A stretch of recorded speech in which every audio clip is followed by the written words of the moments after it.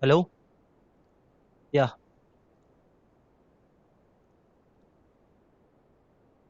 Uh, so today's our second session of masterclass of full pipeline asset creation. So today we will be covering topology, high poly, low poly, and UVs. And after that we'll do a bake. So I'll quickly hop into it, and I'll just introduce myself first. So can anyone please evaluate the connection for me?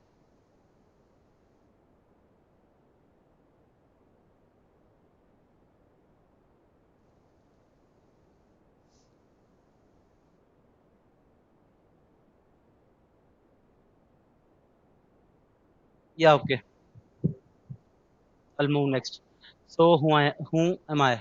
Myself, my name is Kabir Kumawat, and I'm an artist at EA India Studio. I started working as a freelance artist, and then I got my first job with Sumo video games, and currently working with EA Studio remotely from India. And these are few titles on my name that I worked on and I'm working on. So what we will cover today. So today's our second session of intro of AAA asset creation pipeline. We will be going to create a 3D model, high poly creation, and then we'll use our high poly to create our low poly model, and about UVs and quick UV unwrap, and after that we'll make texture maps. So I'll just share my Maya window.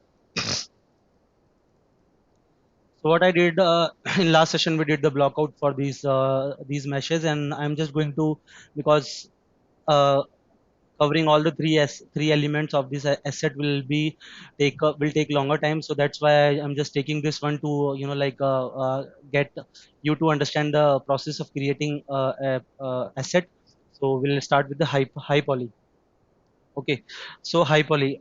So high poly is created because of like getting details and realism into the model, and so we can transfer it to all the details we can transfer to our low poly model, and we can make maps because low polys are uh, essential for real time rendering applications like Unreal engines or game engines. So we'll waste no time and we will proceed with our high poly.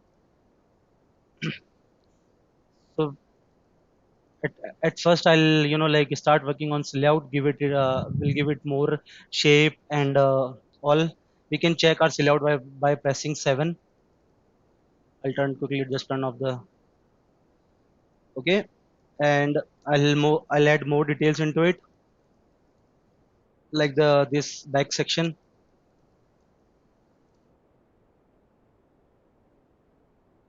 For that I'll be requiring a edge loop here because I need a straight.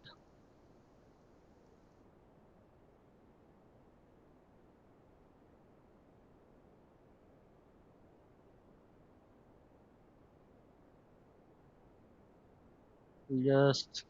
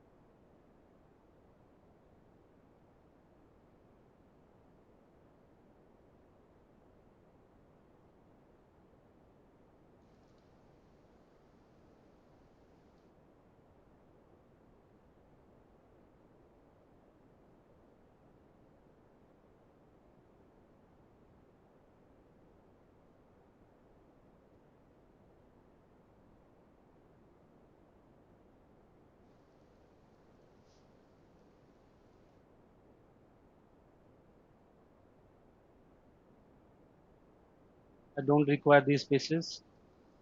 I want it to be in the very center. I want its starting point to, from center, the model itself.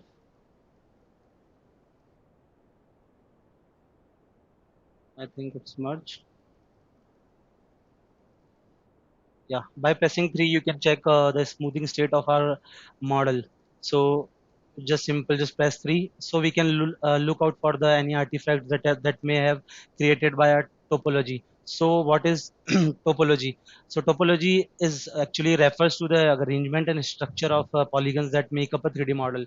It involves the placements of edges and connectivity of vertices and faces. So determining how the geometry flows and how the model will appear when rendered. So topology is like important for several reasons, because good topology helps us create smooth and visually appealing models. And by well optimized topology, you can improve performance and achieve higher like frame rates in games. And good topology allows for accurate and efficient UV mapping, which is essential for applying textures to the models. Yeah. So,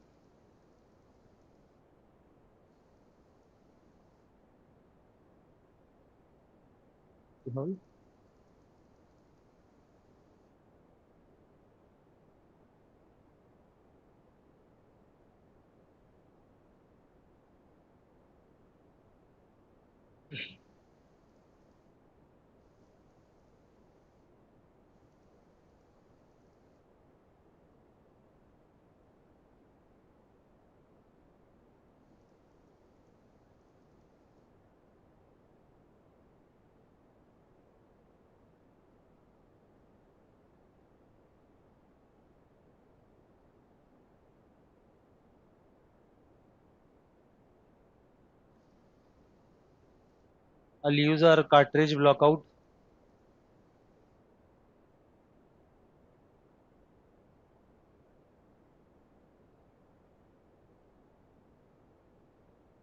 to get the placement of our socket.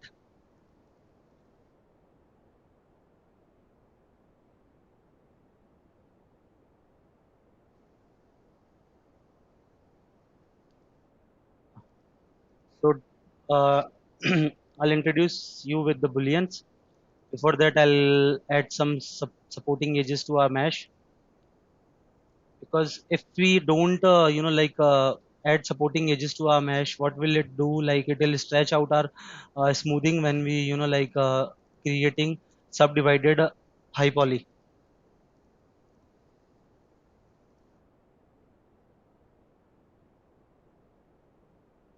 We add loops here as well.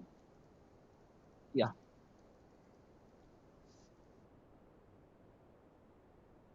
So Boolean gives us, different multiple options.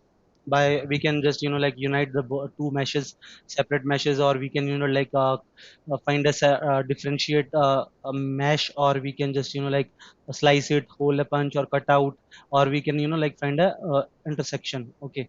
So we are going to make a difference here by selecting our main mesh. This will be our A. This mesh will be called A, and this one will be B. So we will just boolean it to get the shape. So yeah,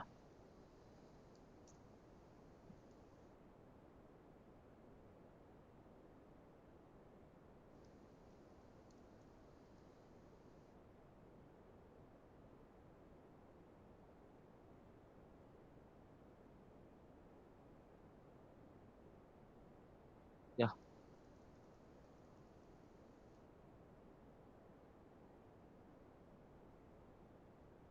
So what it does, like it creates a copy of our mesh within boolean.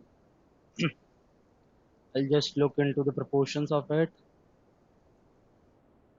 Okay,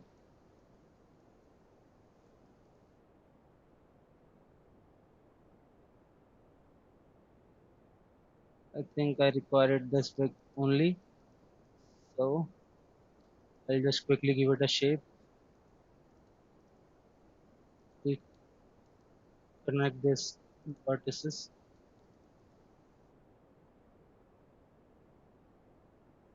So I'll show you by pressing 3. See. what it does, this supporting edge actually stretching our mesh towards it. Okay, that's why I gave this supporting edge. If I would have like given the edge here or connected it with this one, it will like would have like stretched out the 3D model when we will like subdivide it. I'll add a hash here as well.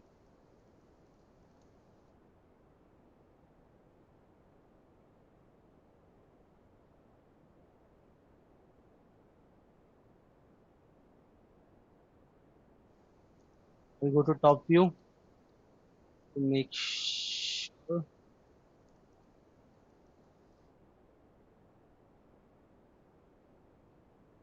Yeah. Well,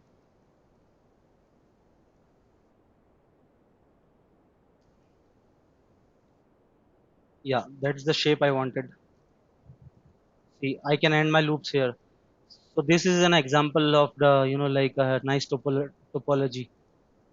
If I connected these edges like straight in the mesh, that will create some kind of a shading issues later on. You connect these ones. I'll use multicard.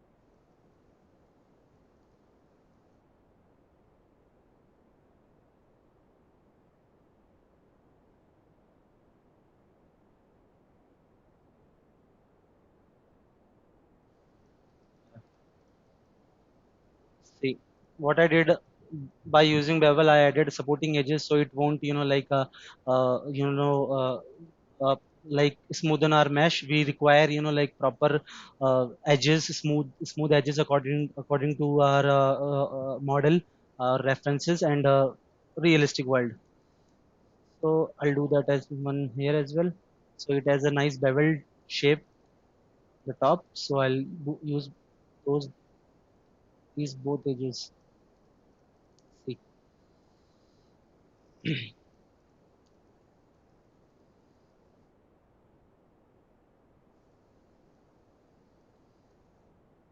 so but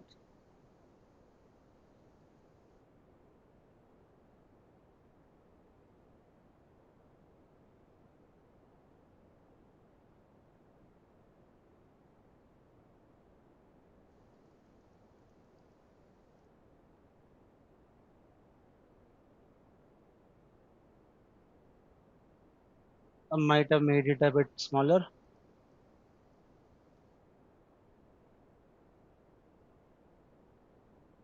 That's why I'm going to duplicate it. Duplicate faces. We can duplicate our faces as well.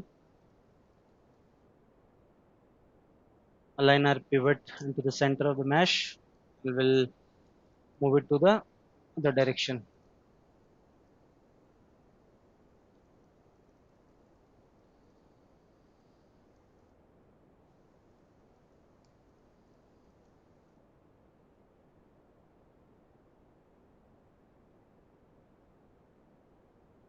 We'll just merge it. While merging your vertices, always like check, because sometimes your threshold can like merge these vertices together, and that can cause our smoothing to be distorted like this. So I'll just merge this and we'll merge these together.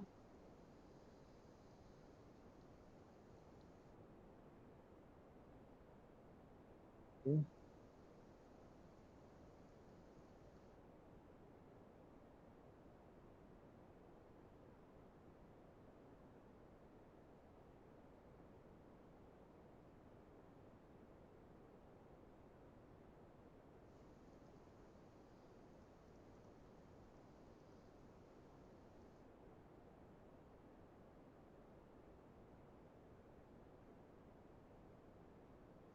There are some issues created. These are some bugs within the Maya itself. Sometimes it creates few faces here and there. Let's quickly fill all. Now it's perfect. Not perfect actually. It's not in center.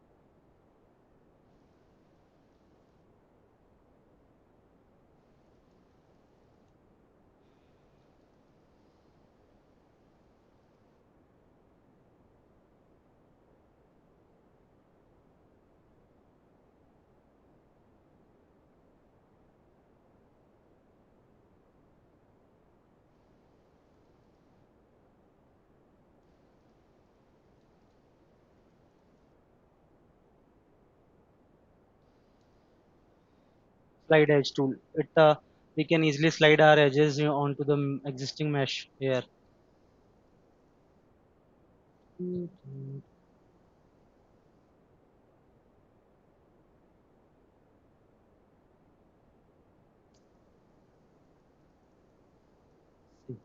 We'll give it a boolean material so I can look for any artifacts or sharp edges. I think I don't require this edge. I want a pretty smooth shape. Yeah, like this.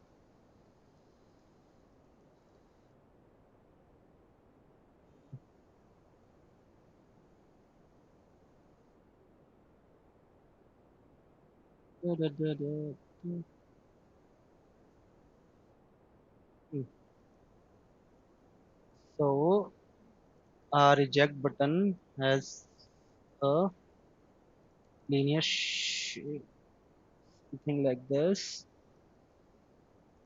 Trying to bevel it, give it a proper nice curve like this. We'll add bevels to it. Ah,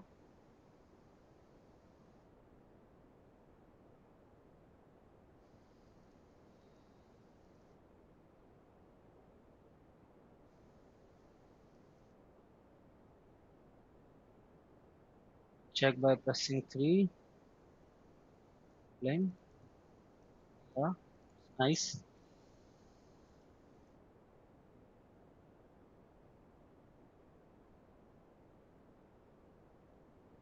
Always keep reassessing your proportions while moving ahead. So as I can just found that my proportion for this was not according to, not as close as it's looking into reference. I'll just duplicate it. Yeah. So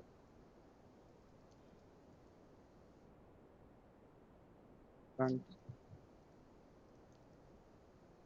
on the right side we have reset button.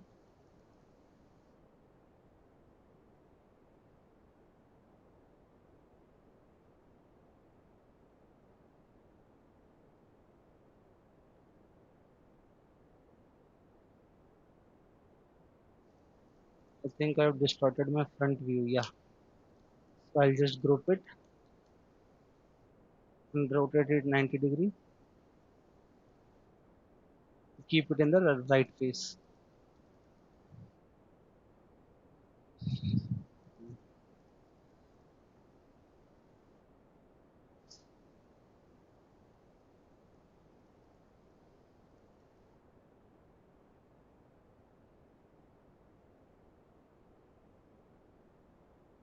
Add a section here as well. We have a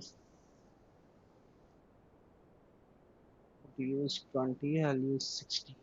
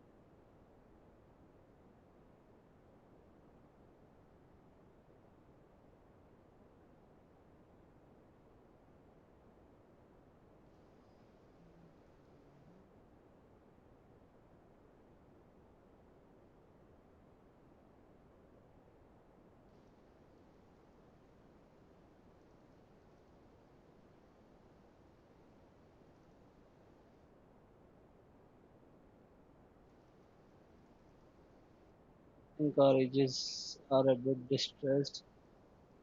Now they are in perfect center. They are aligned. So I'll create the front section here. I think this is this big only.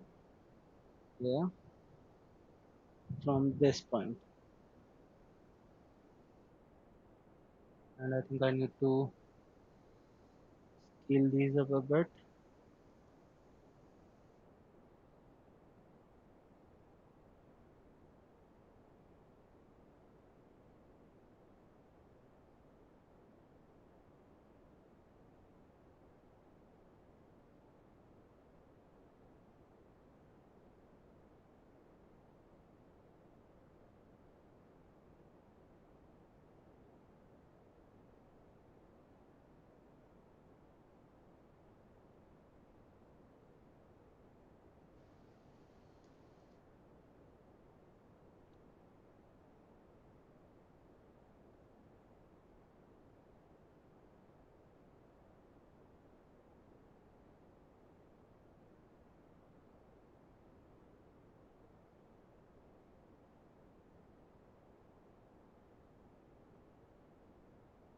Just transform it.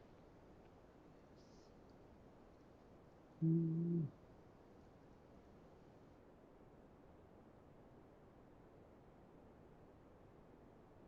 We're going to do boolean once again.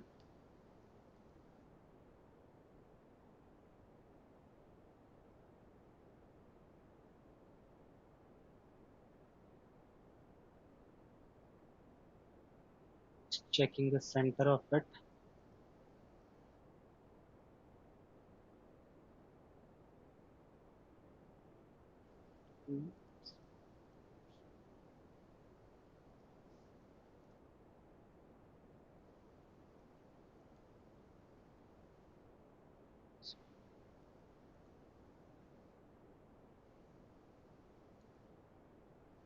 Combine.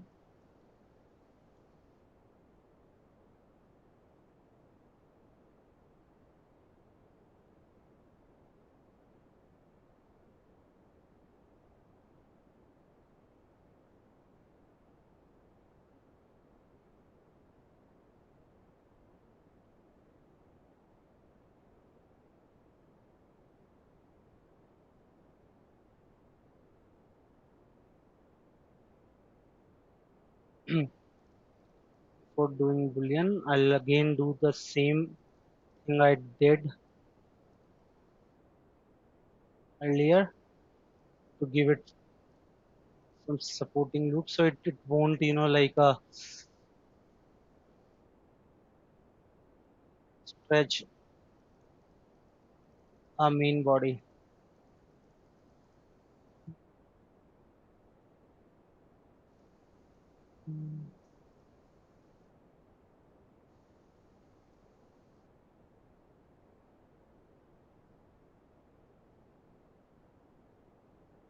Do a boolean.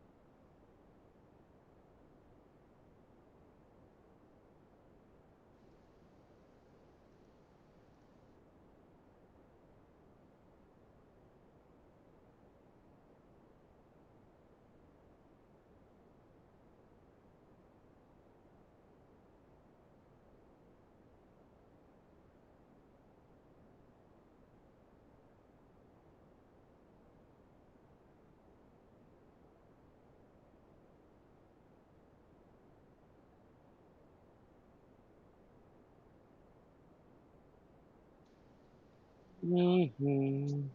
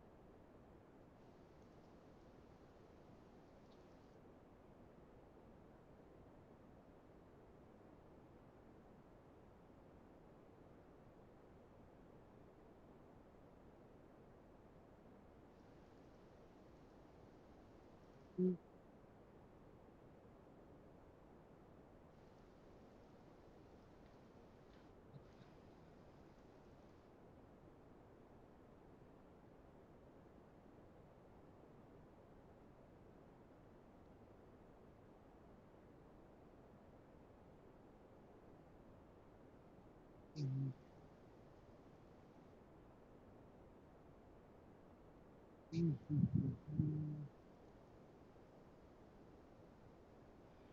Exact.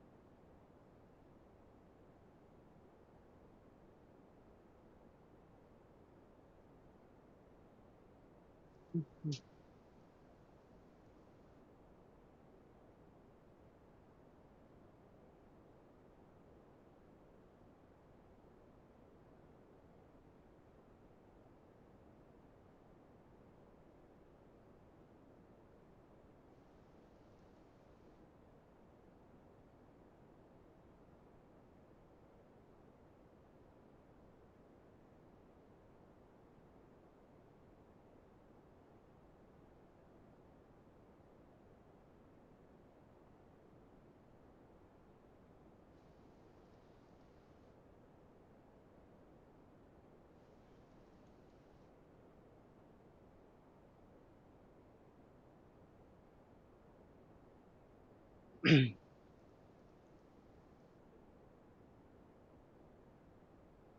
didn't require that shape, that's why I deleted those and adding the newer one edges. Mhm.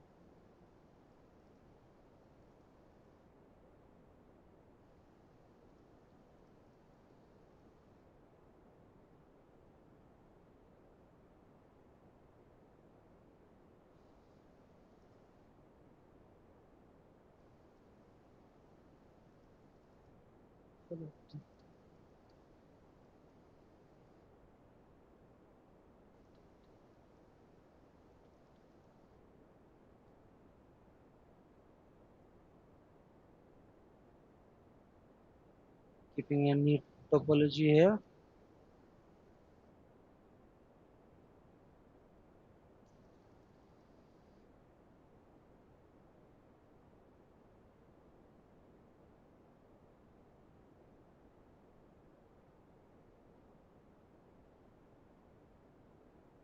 Look for into reference.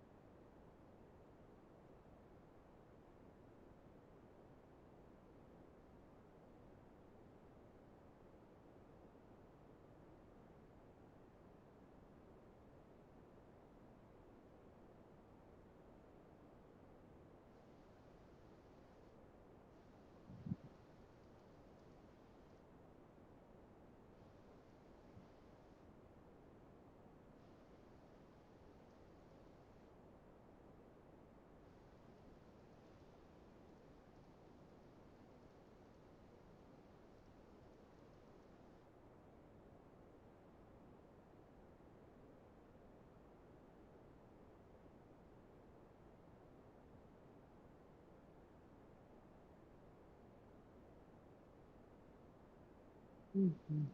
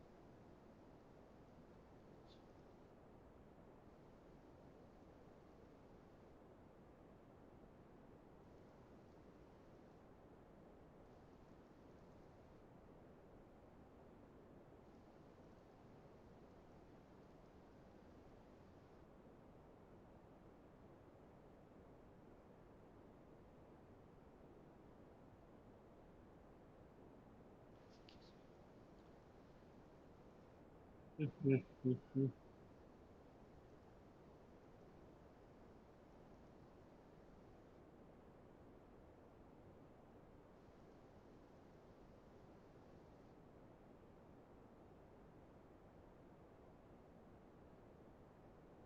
I'm going blind by the reflection of blind material, changing back it to Lambert.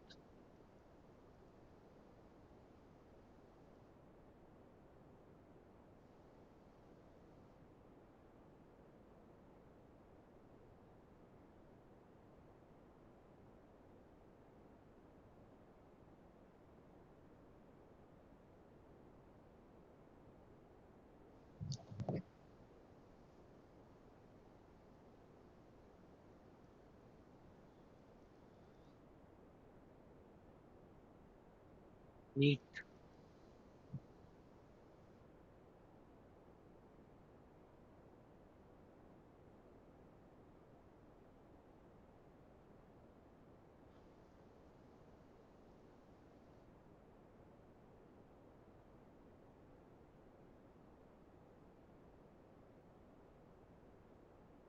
See, I'm having a small pinching issue here. I'm not sure if we can visible or not. We can work with it. See, edge flow. We can work with it. There is no issue, but I'll just go ahead and I'll add a few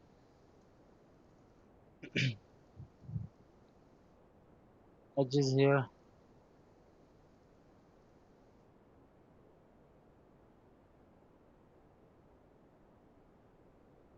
to save us some trouble. Yeah, I'll just erase those and connect these like this. So it will divide our edge flow and it will give us more nice topology. See,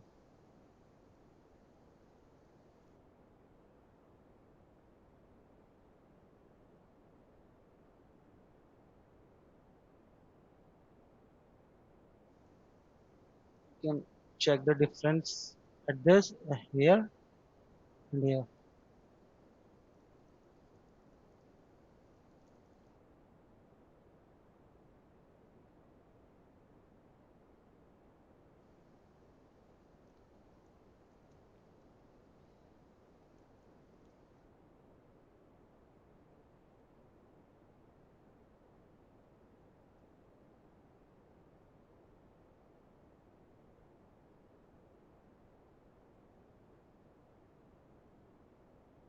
And from next window we can just merge them like this.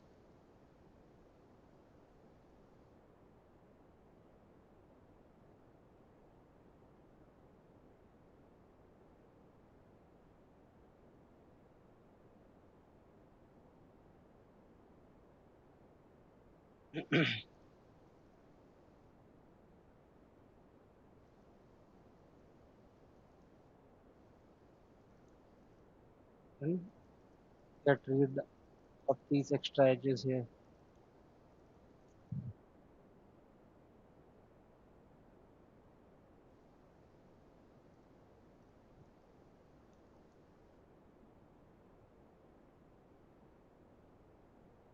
Hmm, perfect.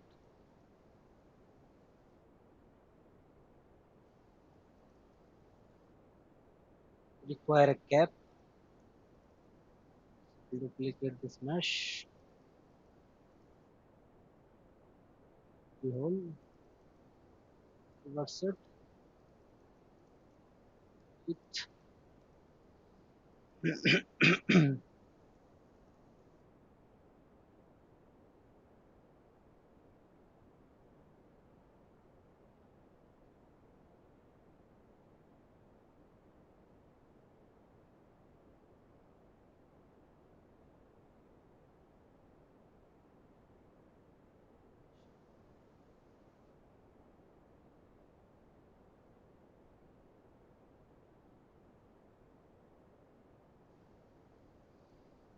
So why it's showing green? Because there is no material applied for it as of now.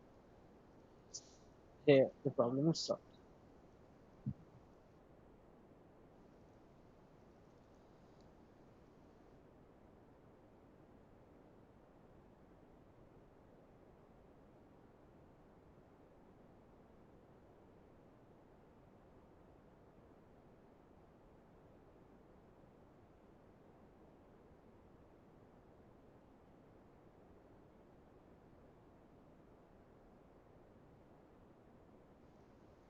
See, you can see some black shadings here.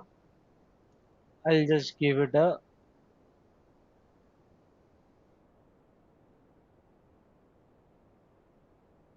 nice topology, nice supporting edges.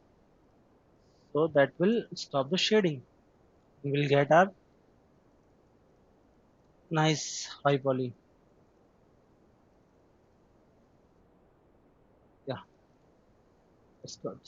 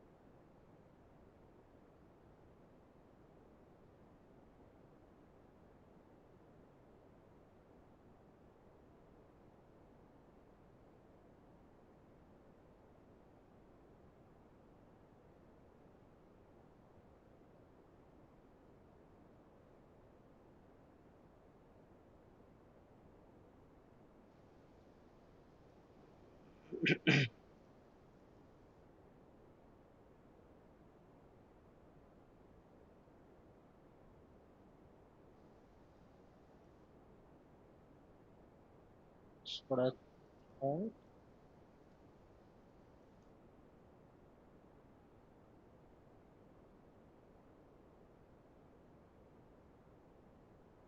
Hmm.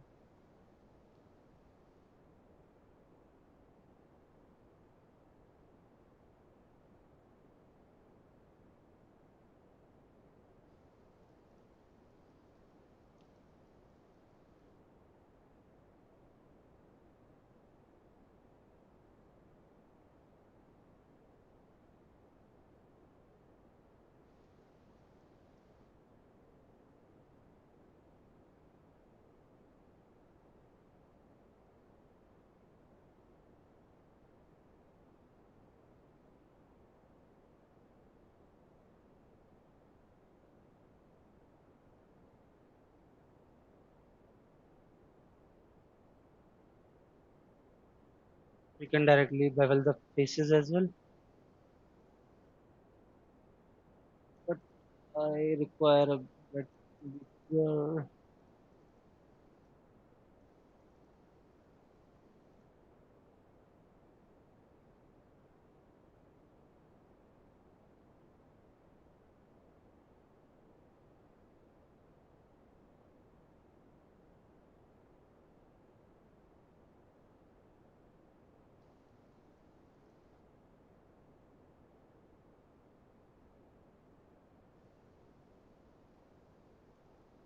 I'll add more supporting edges so I can get nice equal edges everywhere. See?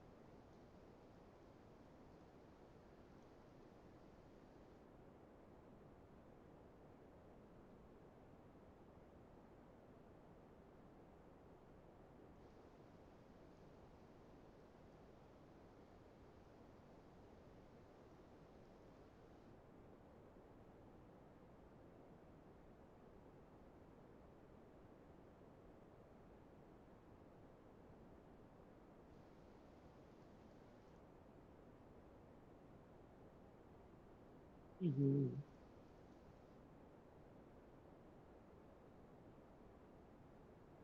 By pressing G, I'm repeating my last command of connect tool. See, connect tool, and I'll just press G, G, G. I'll just check my model. Yeah,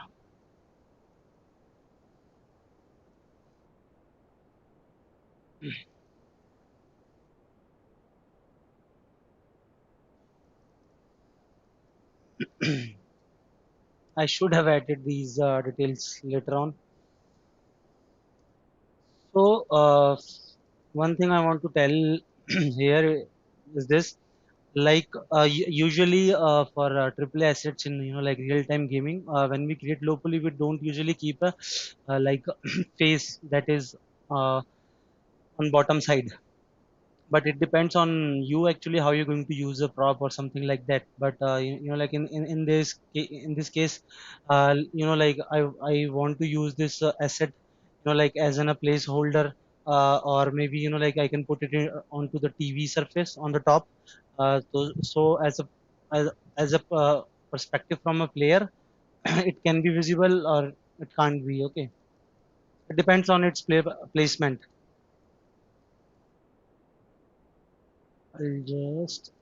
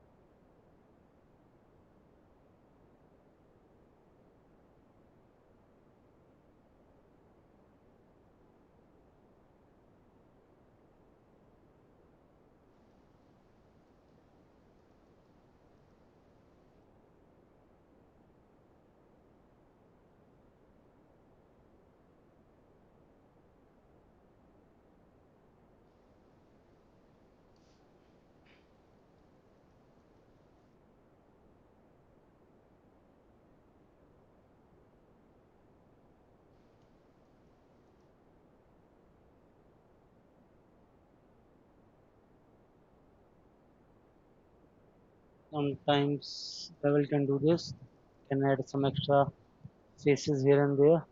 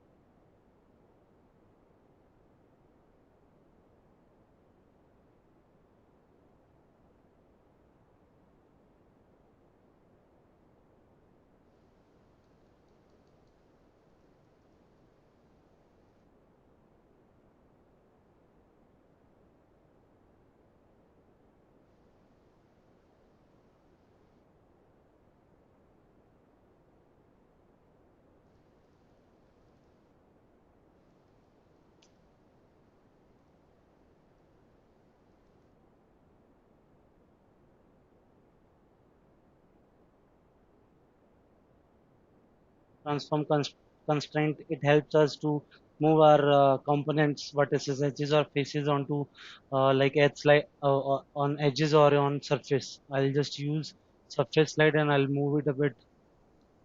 Okay, it's not working properly. It happens sometimes, the complex meshes like this. I'll just manually move this, shape it from this side perspective and line it to the, that's it.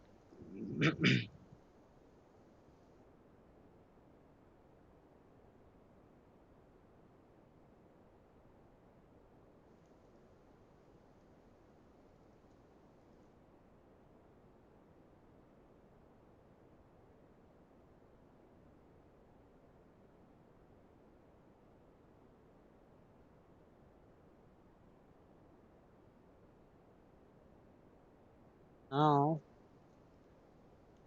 select our edges. Do the bevel process complete from here.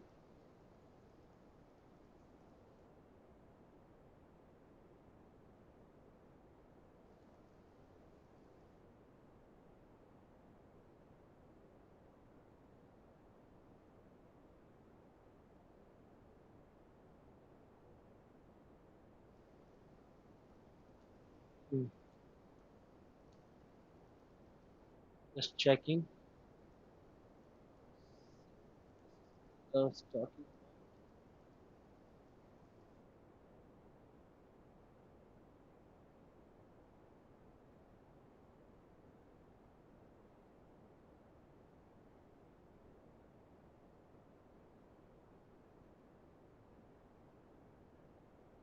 These edges will require manual shifting.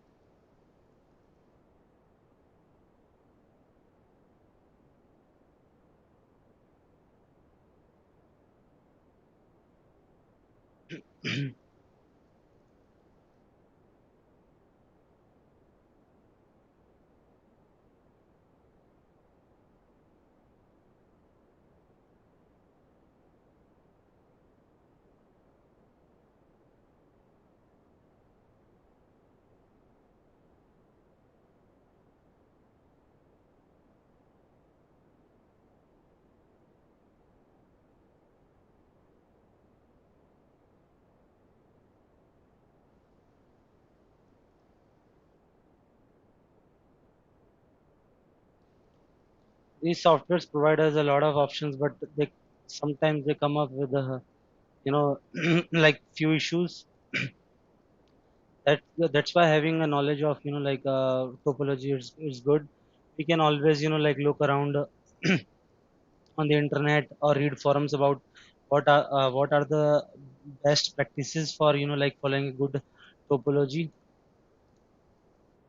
You can always look around for the examples of a good topology.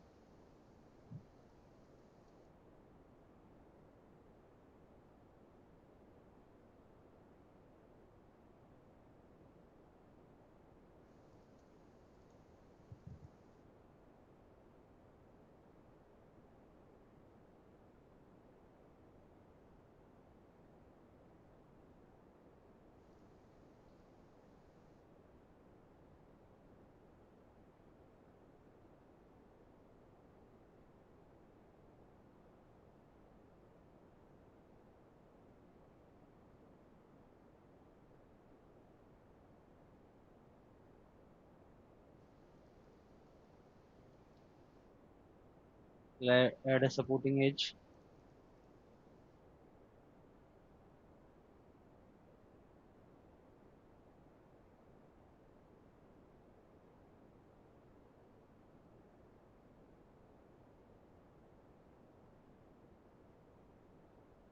This tool, the edit edge flow tool, it gives us, it resets our edge flow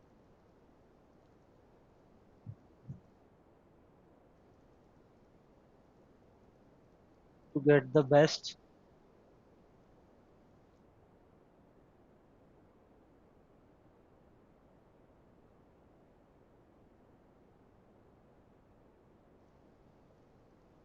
Neat and straight edges.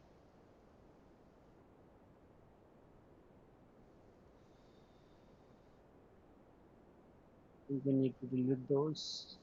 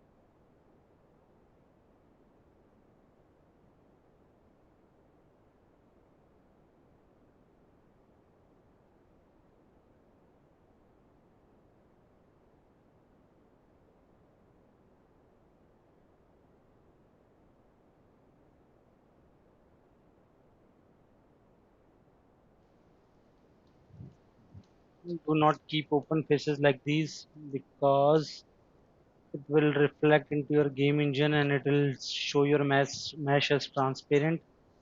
That's why I'm closing it.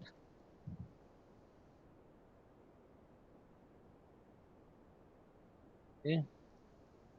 Yeah.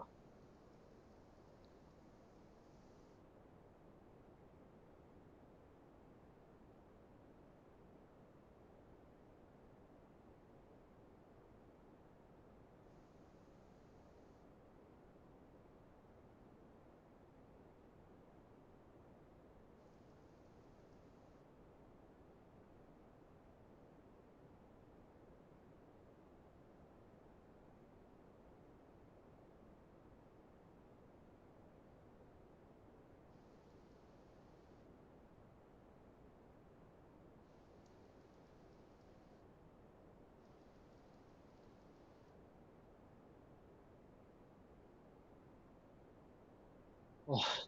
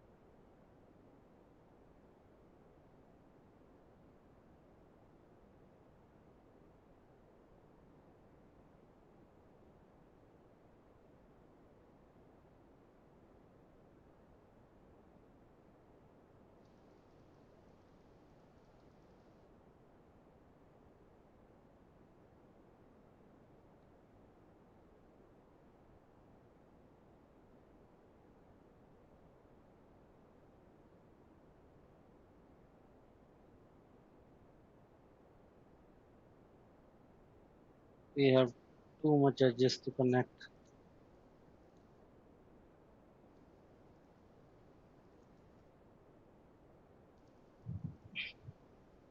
Okay. So by following the same tools and same process we followed up, we can like connect these faces and will uh, we can call it that our high poly model is done. It looks neat, great shading, no much major issues of shading anywhere. So for low poly, we will kind of use this one because it's currently at staying at um, uh, we can call it mid poly. We can easily reduce like some edges from here and there, and we can make it our low poly. So I'll quickly just do this one, do this part, and for the process of baking we can just like reduce edges from here and there, and we should know one thing before reducing edges faces or whatever it is. Like we should know about how mapping baking works, and we are going to like transfer all the details from high poly to low poly by using normal map. So normal map actually reflects the light details from high poly to low poly. It actually uses light as a source and converts the like detailings into any lighting data, and it converts into inputs regarding that only.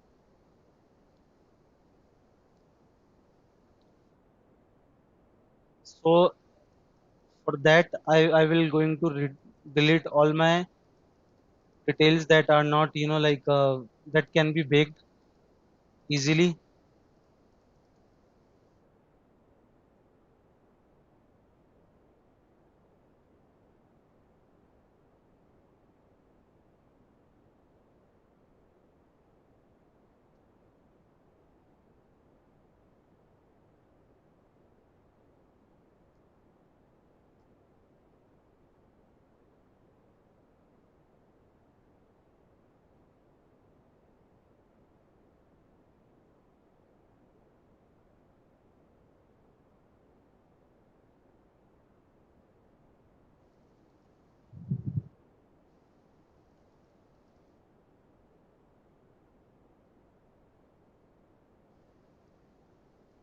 Whatever I'm doing, it's not any, random deletion of any edges or faces. With time, you will learn about it. Will you when you will work through this, you'll get to know like what are the maps and what is the actual process about it. Like from where we can delete the edges and which details we can keep. Okay, which details needs to be kept in low poly, which edges needs to be kept in our low polys, and which one we can delete. It depends on the poly budget we have given by, our uh, team or our clients, how much poly count they are requiring.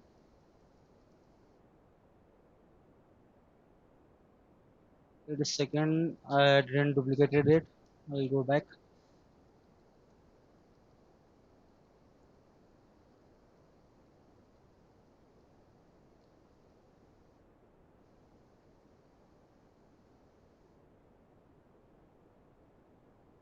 Yeah,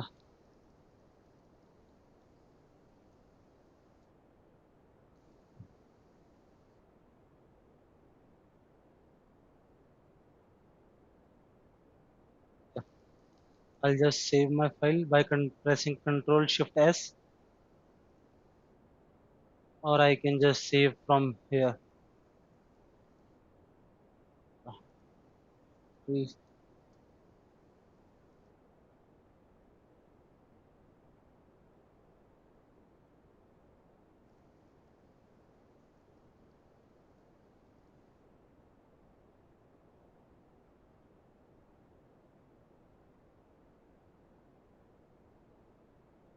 just forgot these buttons. We'll give them supporting edges.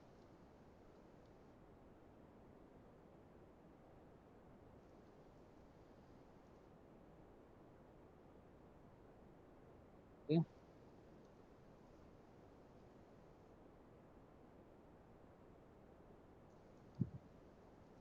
I'll regroup my high poly.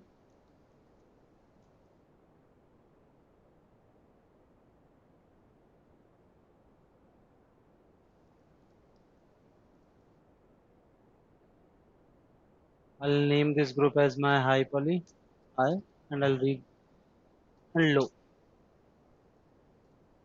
Add my high poly mesh.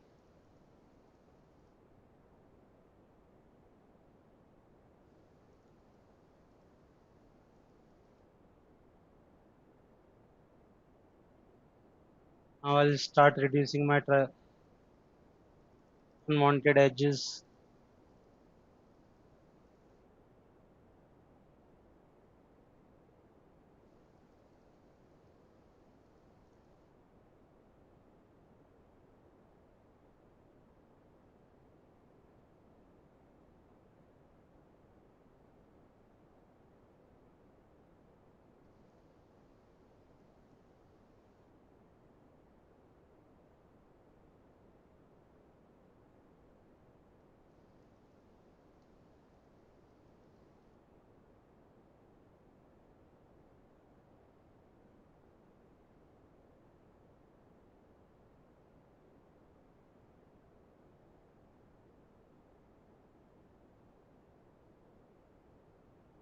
So the poly count regarding low polys, it usually depends on your, what kind of a game you are making.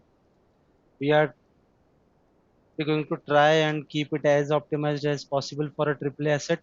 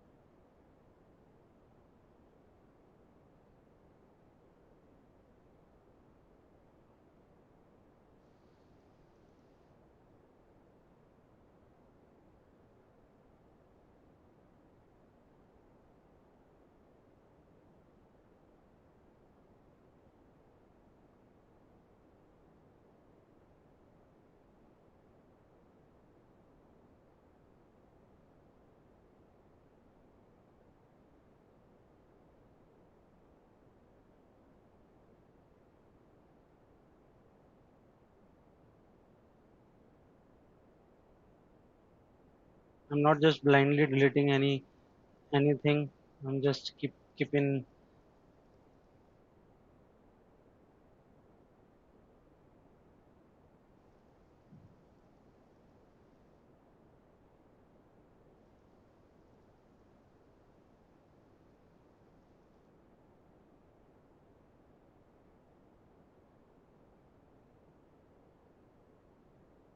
I'm going to delete this section because this will be easier to bake it.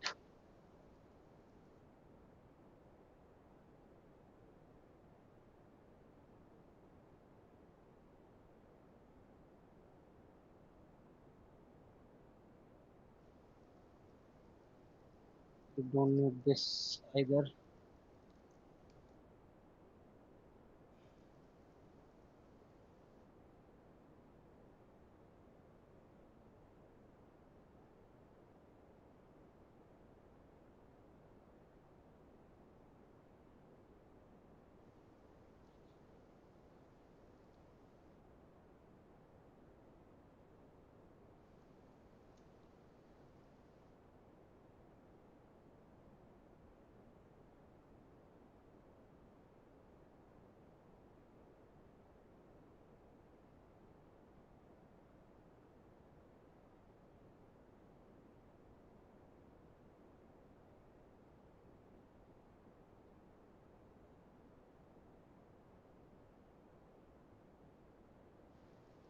We should, like always keep in mind that our low poly is covering all the, like shapes and elements from our high poly, and it's closer to our high poly model as much as it can be. So this one is my low poly model, and this one is my high poly model. We will, like align them later on to get a perfect bake. That's why.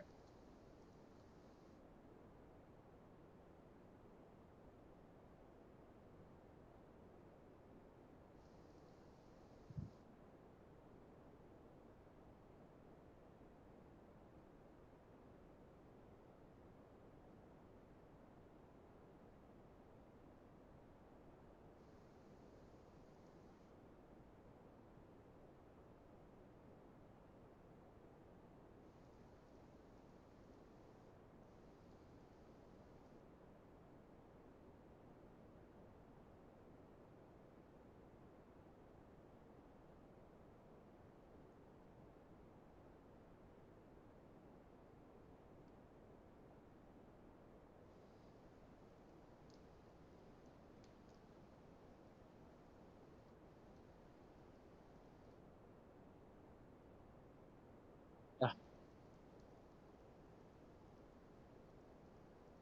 don't require these edges. Always keep saving your file. Sometimes it crashes, or you can just like opt for increment and save. You can adjust the settings from going here, setting and preferences, and you just select from here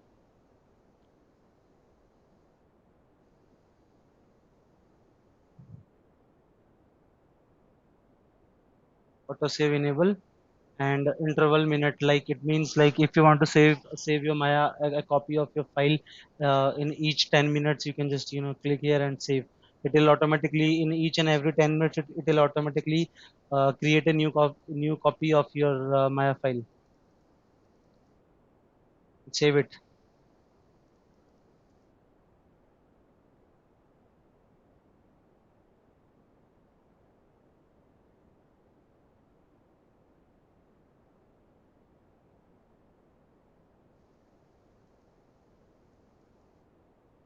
Creating a low poly is a easier process, but it's really essential. So you always have to look around, like for the shapes, overall shape of your high poly, it matches with that, and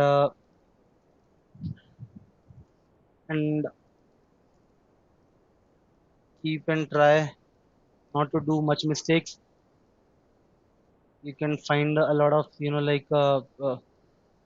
details about how to create a best low poly tips on anywhere. There are a lot of forums about it. Just merging, filling the gaps here.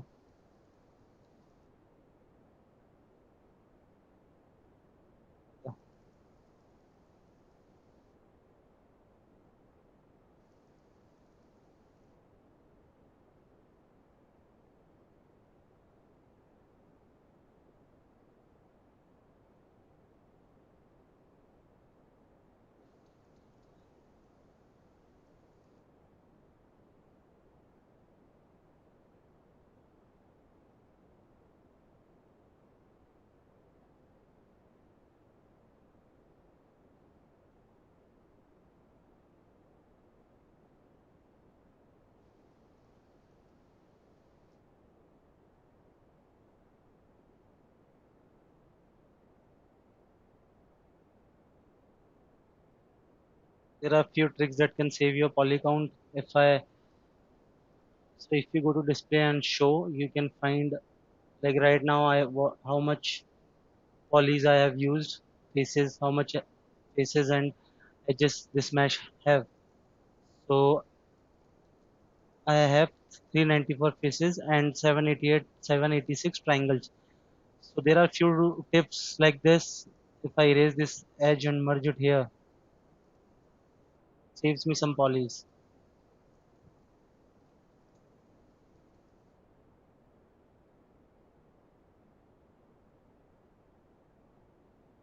And few tricks are like essential for Unreal Engine as well. See, like if I have a cylindrical face like this, so right now this face have around 20. This top side has around 20 faces right now. If I merge it like this into any corner, it will reduce to the 18. So I have saved like two faces and four triangles as of now. So there are few techniques like this. See, I'm not continuing this edge loop here, and I'm just ending it here because I just need a basic bulge, like a bulge in the body, basic one here. So and it's not continuing below this, so I just connected it here, nicely divided in the face from both sides. Do the same here. Delete the rest. See, there were 784 tries, and after deleting this, I saved 14 triangles. These are few processes that you can follow. These are few practices, and for the smaller parts, if like this one is bigger one,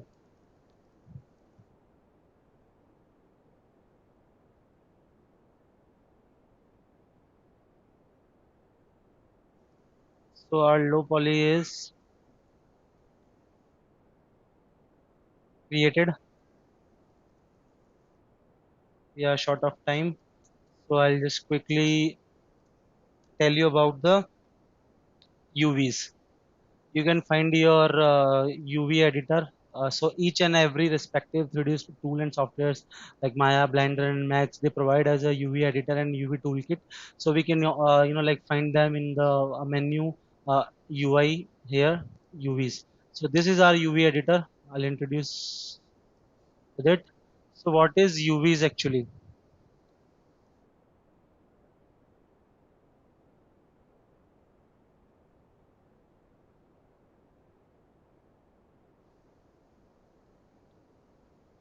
So UVs are actually like 2D plane surfaces, and the process we this process of like unwrapping of our 3D model into a 2D plane. Like you can imagine, like how like a tailor makes a jeans pair of pants. Like it has a pattern first. It cuts a pattern first, and then it he sew it into a pant or jeans shape. So that this is just like that. Our we will going to unwrap our 3D model into 2D shapes and assemble into our texture area, texture space. So that is called UV unwrapping. And UV, the U and V refers to the horizontal and landscape. Like XY axis of our like space. You can see it's a 2D space. So this is our working area from 0 to 1. This is our unique texture sheet 0 to 1. This that's it. If I go and create a plane like this, it fits into our space. And our UVs, whatever UVs we're going to make of our 3D model, it should like fit into our 0 to 1 ratio. For tileable textures or materials, like we can go beyond our 0 to 1 limit because that texture like repeats itself.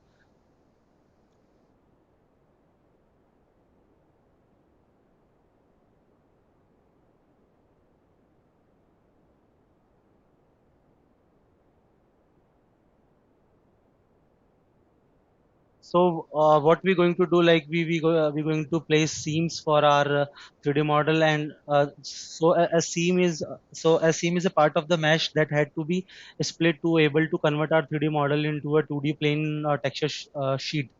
So unwrapping techniques. So there are like few various unwrapping techniques available. Some common techniques include automatic unwrapping. Like if I shift right click I model and I can find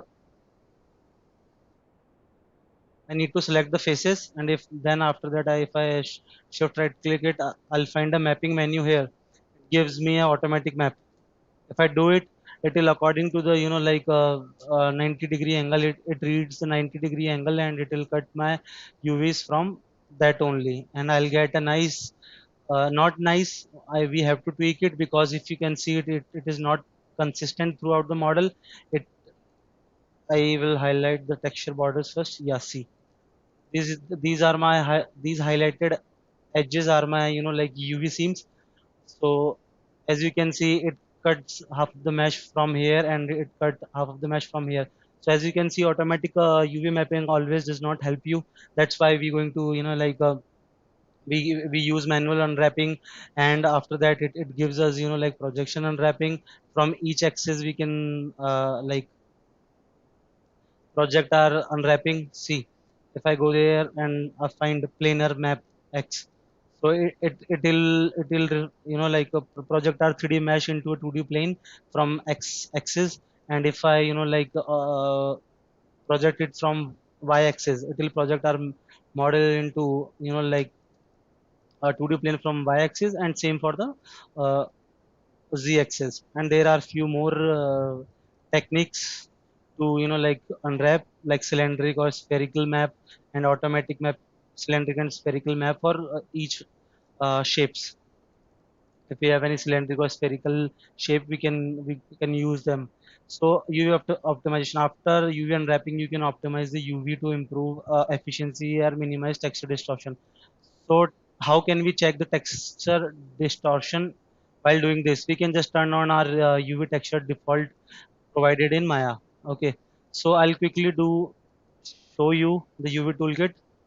See, we have different menus for pinning, select by type, soft selection, and transform. We can transform our UV islands. This is called our UV island. Okay, so I'll just quickly go and separate our UV. See, how to look for a seam. This is the best basic practice that you can do. You can apply a checker map, checker texture here, and you can see from which area your checkers are stretching. You can see a visible stretching in these areas and from this area also. So I'll go ahead and I'll put a seam here. I'll select this edge and I'll cut my UVs. Shift right click, or you can just find these tools here in this menu. Cut and sew. You can just select the edge and you can cut, and then you can move to UV. So earlier when I demonstrated the elements, we just saw object, edge, vertex, and faces, and vertex faces and all. There were this UV option as well.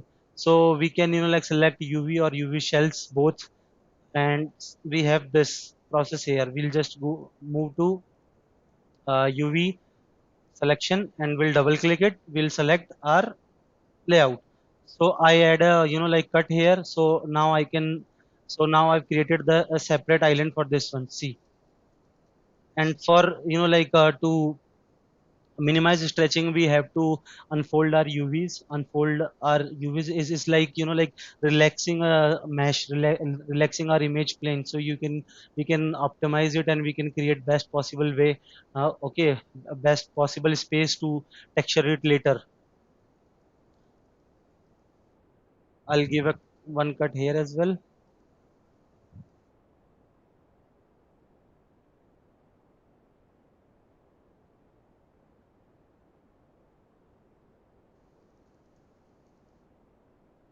See, see, we have a nice equal checkers all around our space. See,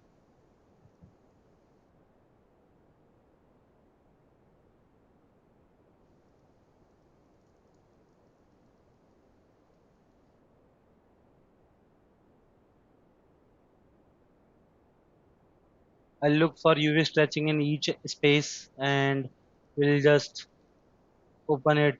For these round shapes, we need to open our UVs in a straight plane like this.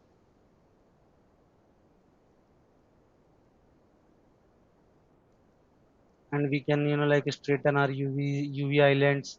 See, it's a bit awkward. Keeping your UVs straight is best practice you can like ask for, because keeping it straight used to be really helpful while like texturing your model, hand painting it. But nowadays like Substance gives you freedom to directly paint on your 3D model with the help of UVs, of course.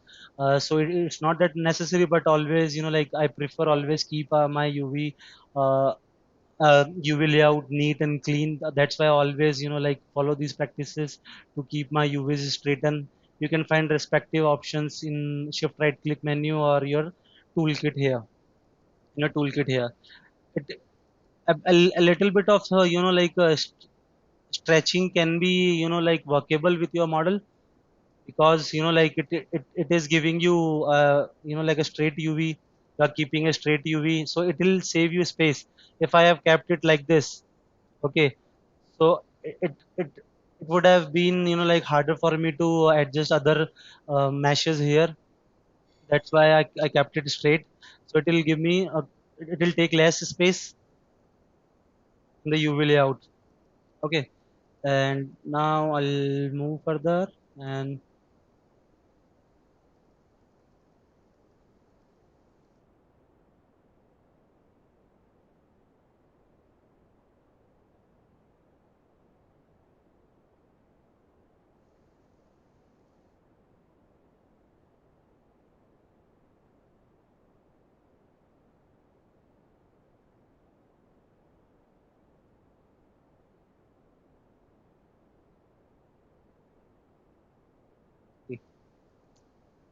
for this I need my UV to be opened in a particular axis. So that's why I'll go and make a cut somewhere here so I can open it in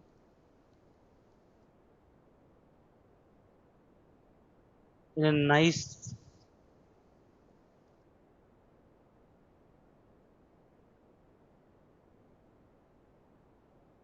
2D shape, 2D plane, so I can paint it nicely later.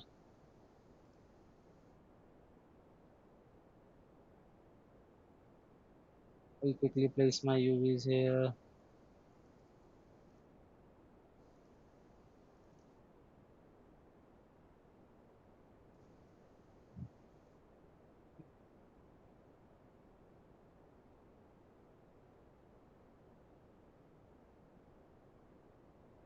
Once you get your UVs, you can like lay out them.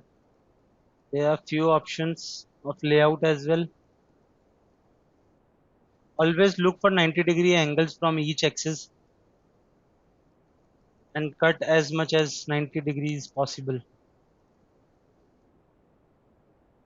Because when we bake a map, it like it casts rays towards our low poly model, and 90 degrees, like keeping 90 degrees separated, it gives a message to the like baking process that these are separate faces, and for these we have to like for 90-degree angles we have to cast rays separately.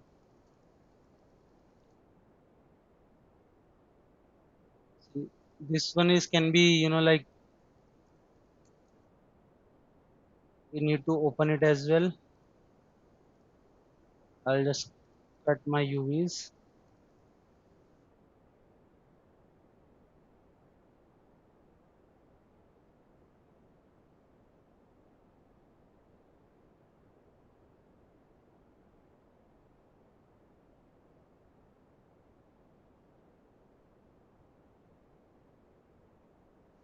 For bigger chunks you can't like always keep your UVs straight, because as you can see there is a lot of like stretching of visible here. So I won't do that for this particular part because it's a big chunk. I'll just unwrap it and relax our UVs from here, unfold. See,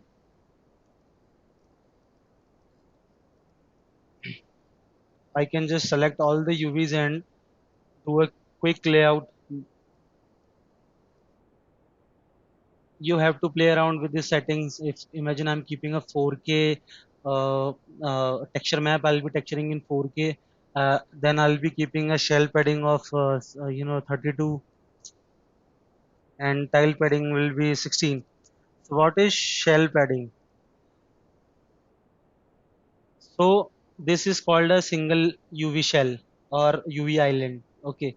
So between two UVs, the difference between two UVs is called UV shell, and between the UV layout border and our mesh, this the gap between this is called tile padding. So padding is actually the gap between the UVs.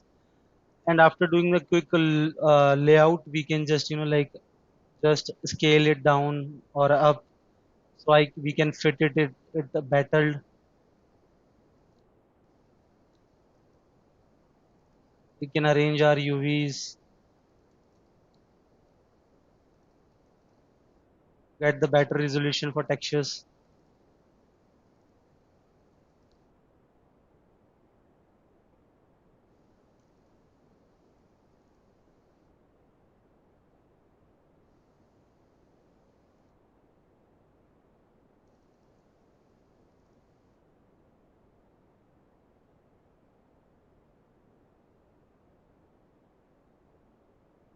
There's lot more things like get involved in the unwrapping or baking, but this is only an overview. So I'm telling you the process, like which steps needs to be followed here. We can scale it more.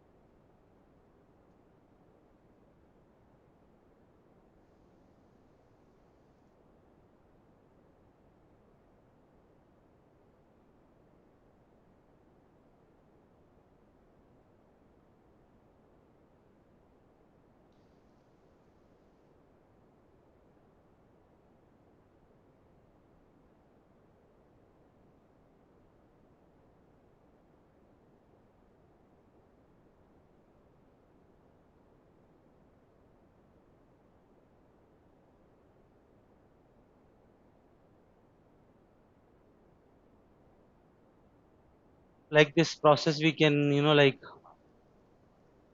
unwrap other meshes as well and fit into our UV layout.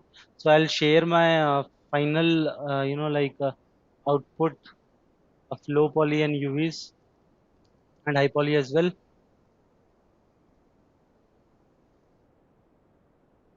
that I've created following these practices, and this was my high poly mesh.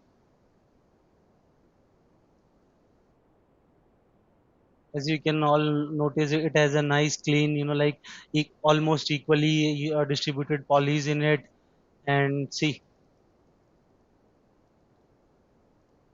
this mesh here. See, so it's like creating high poly and low poly and doing UVs. It's all about practice and keep learning. And if you like whatever you want to ask, you can always like get in touch with us in from our Discord channel. We are here to help you always. And this was my low poly.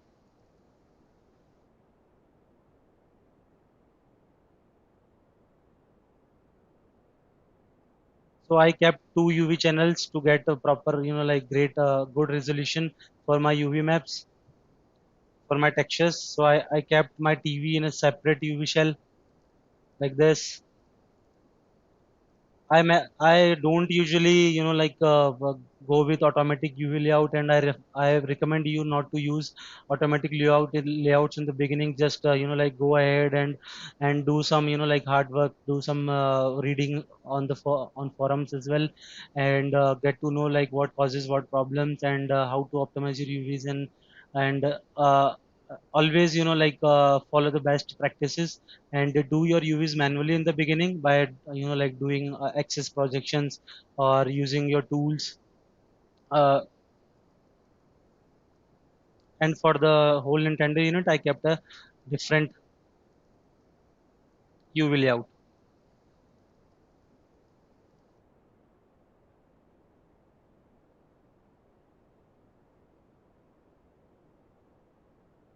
So now the baking process.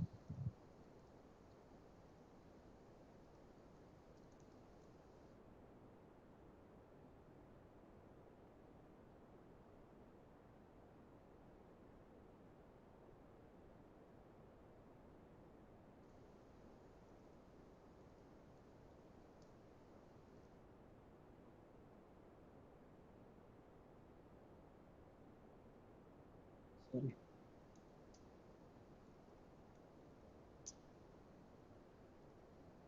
We'll just subdivide we'll just smooth our high poly mesh. We'll press shift right click and you can find it here, smooth. You can like add as much as elements you want. Just make sure that your edges are like nicely smooth in each corner. They are not getting much sharper. And I think one works for me.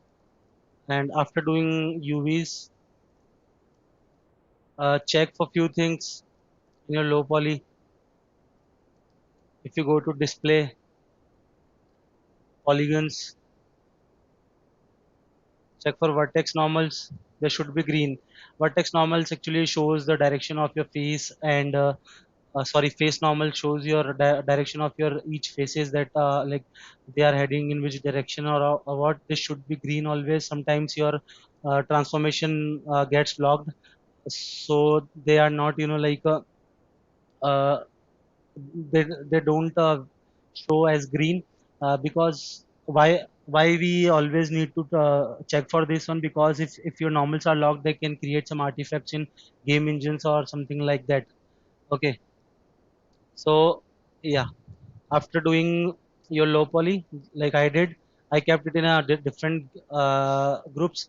So baking has like different options. You can bake by using an option called bake by mesh name. You can put each and every same prefix for your mesh in high poly and low poly, and different suffix. So you can provide substance painter the suffix separately, and you can bake by mesh name, or you can just go old school way. You can just explode your mesh, keep them far away from each other, and then bake into. bake in your baking software. You can use artists use different softwares nowadays. Marmoset toolbag is really common and helpful for baking. But for this is that I usually use like Substance Painter for baking. Uh, it depends on artistic choice, what he is familiar with or whatever he likes. Okay, so what I did, I after creating a low poly and doing UVs, I like gave them separate names. This can be like whatever you want to give them. So I gave my low poly name, and high poly group high poly. Okay, I think I've moved my high poly to the low poly.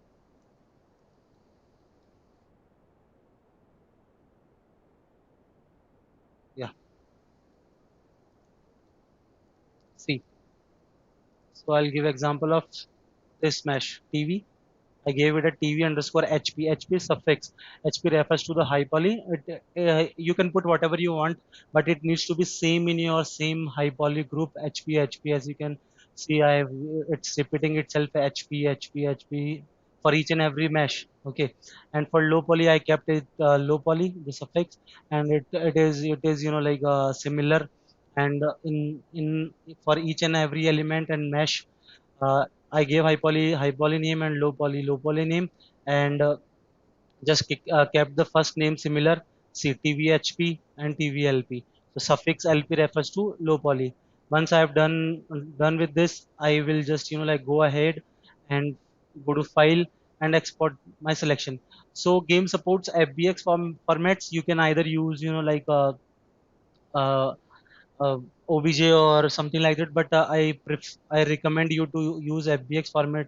And before doing exporting, you should always triangulate your mesh, because whenever you take your low poly into game engines, they will automatically triangulate it, and a game engine always reads your mesh into triangles. So if you do not triangle it here, it eventually maybe game engine can sometimes put a awkward triangle in awkward shape, creating some artifacts in engine. So like always triangulate your mesh here and look for artifacts here for some big shading issues. See, if I rotate my camera, I can see a small shading here. I can either like delete it. See, the shading is gone. See, or I can like try connecting it this way. This way, the shading is not visible like it was earlier. So that's why always do your mesh triangulate in Maya itself and check for these kind of artifacts, shading issues and all. So it will help your, and it also depends on your what kind of a material. Sometimes these issues can be like workable, because like I'm going to make it a plastic, and it will not be that shiny as a metal. So it won't reflect this shading into game engine, because especially metallic parts always like create these kind of artifacts or errors in game engines. So it depends on your what kind of a material you are creating. So I'll just directly go to file menu, select my low poly, go to file menu and export it in any folder. I create a new folder. I'll give it a low poly name. I'll select the file format from here, FBX, FBX export, and export selection. I'll do the same for high poly. I'll go select it. Yeah, and one more thing I didn't mention earlier. So before exporting your low poly, you always need to keep in mind that all your UV seams are hardened. They are hard edges, because from where you like cut a seam, cut an edge and creates a seam. You should always keep it hard. It depends on shading. Okay, depends on shading.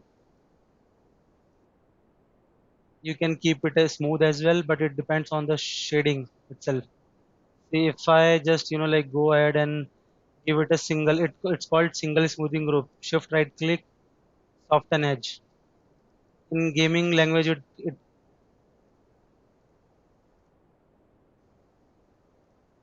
It called smoothing groups. So what I did, I smoothen out every single edge. So what it did, it is creating this kind of errors. So avoid these things. We keep our texture border seams hard edge, give them hard edges. So it can save us from this issue.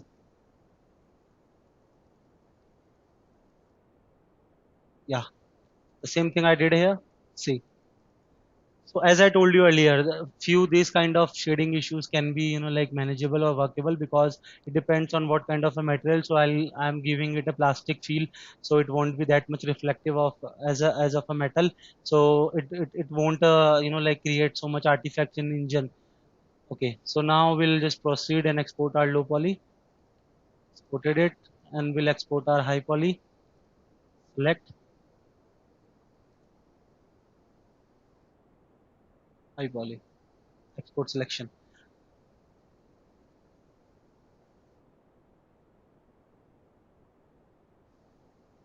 See, I'll show you the differences between poly counts.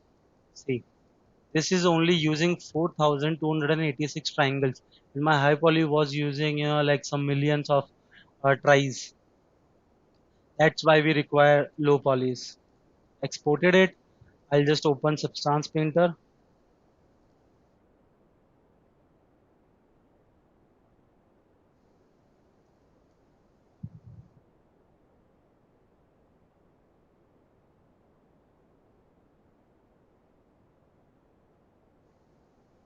I'll reset my UI.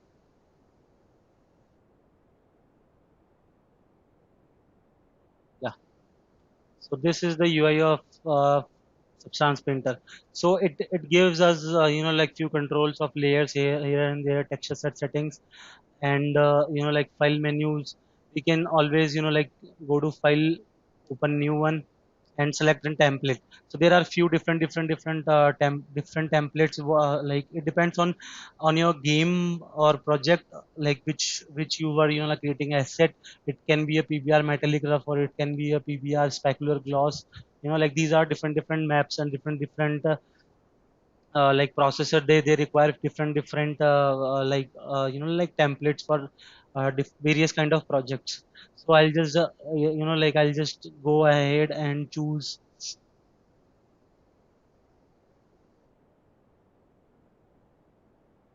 Will not choose anything. I'll just select my mesh, go to my target folder. I'll select my low poly mesh and just import it. Okay, my low poly mesh is here. So what it did actually, see, it created, I did two UV channels and applied two different materials for them, because if you apply single material on your low poly for two different UV layouts, they will interact with each other. So I gave them two different materials, and I can see those two different meshes with different uh, materials here in texture set settings. So I can like move in between them, select each of them. I'll show you the baking process. What is baking? How we do it. So as I told you earlier, baking is the process of transferring all the details from your high poly to low poly. I'll just go to my texture set settings. Here you can find our baking options. I'll go down it. Here you can find bake, mesh, maps. If you click on it, it will take us to this screen. Here we can uh, like we can see output size. This is the size in which we want our like textures to be baked. Although the Adobe Substance 3D Painter is non-destructible, you can whenever you want, you can switch between your resolution from 256 to 4K or 4K to 512 or something like that. It is non-destructible. But still, I'm going to opt for 4K resolution, and these are some few settings that we barely like these barely needs to be like adjusted. And although if you go further and practice more and more and know about baking in depth, you will like understand why these things are here. So here is the high poly parameters. So as of now, our Substance Painter cannot read is there any high poly file, and it never imports the high poly mesh because it will be harder to texture. It will take a lot of pressure on your GPU and your CPU as well. So what it does is just like temporary calls you high poly mesh that we saved earlier, okay, and it will process it, okay. In the blue it's our high poly mesh, and we can always like play with the frontal distance and rear distance. So this distance is like is the value that this is extending our cage. So what is cage?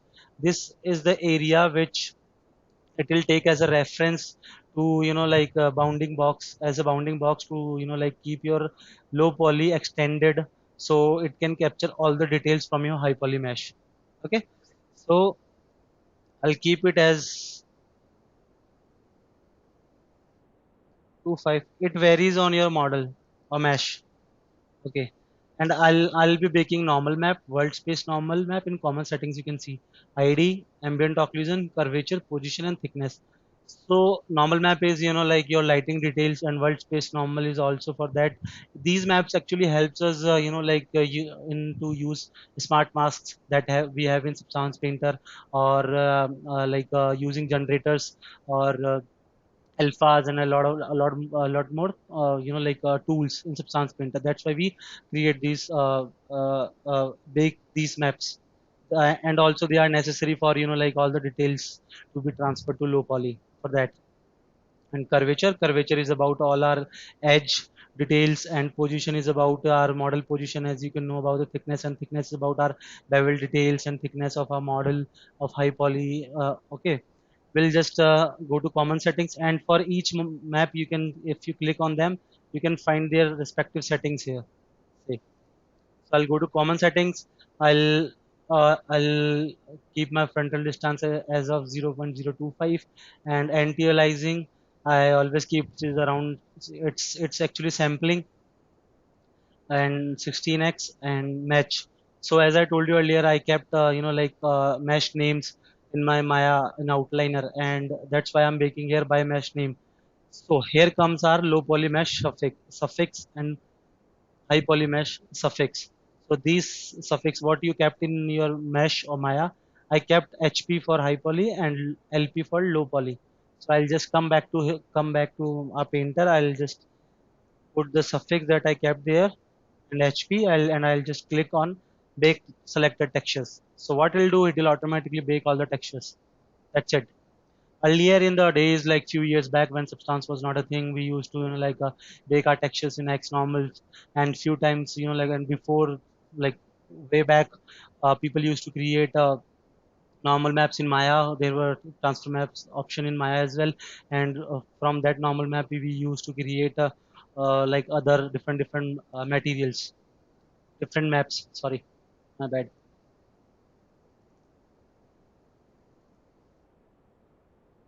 So it's processing each and every map for each and every mesh, and you can see your progress here.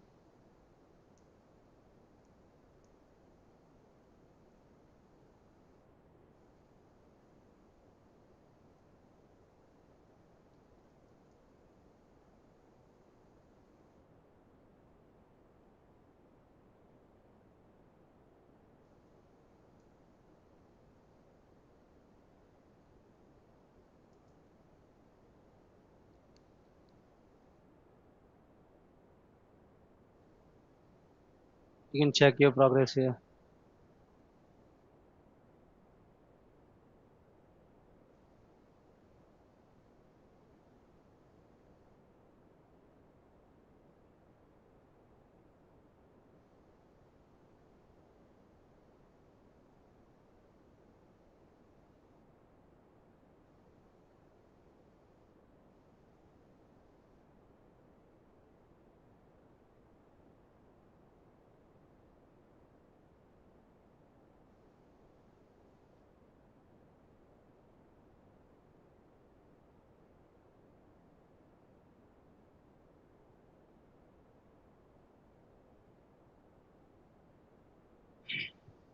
Yeah, once your bakes are done, you can go to. painting mode.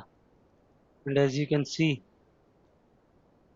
and you can toggle between your views from here. It gives you option for go to 3D view only or 2D only, or swipe 2D 3D 2D by pressing F4. There are shortcuts, and there is a we have perspective and orthographic view. See, so what it did, it transferred all the details from our high poly model. See, this was our low poly model,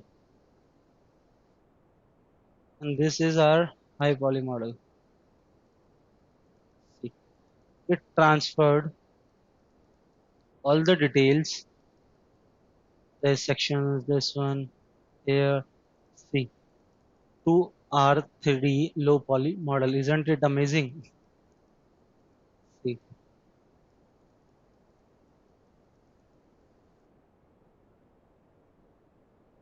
and by pressing B, you can check all your maps. This is our occlusion map. This is actually a shadow map, and this is our curvature map. It supports edges, position map, thickness map, and normal map.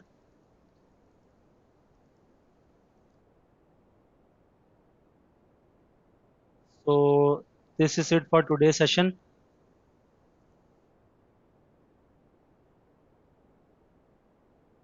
Does anyone have any questions? And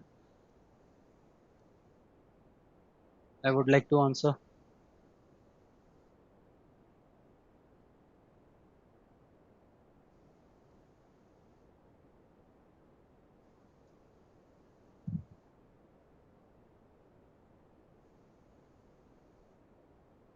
Oh, no one. So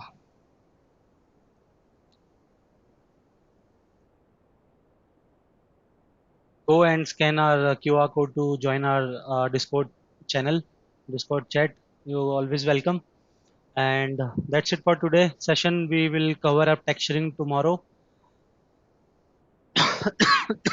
Hope to see you all. Have a great day ahead. Bye bye. Take care.